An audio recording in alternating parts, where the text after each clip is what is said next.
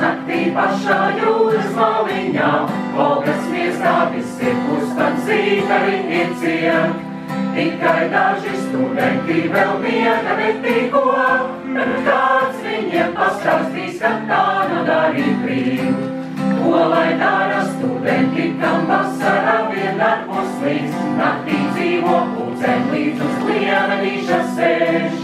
Tiesā kūku pļāpu cenu laiskojas kāmā, bet te pēkšņi skudram klāpam kāju rāpoj sāks. Skudram neguļ, neguļ, neguļ, skudram neguļ, neguļ, neguļ.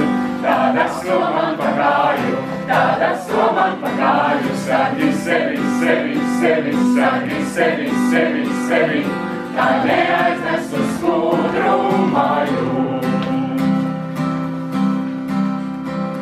Kādā jaukā vasaras naktī kaut kas miesta maliņā, čaklā skudra vārdā pēc izgājas mūžnītī.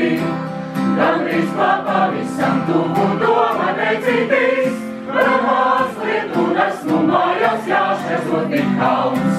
Bet pēkšņi breko, breko, zeme celties augšu sāk. Kur nu dēšos, kur nu sprokšu, reica necītīs. Lielais kauns to paņem saujā pārceļais viņā, palīd acis sovi balti ārā dziesmām tās. Skudram neguļ, neguļ,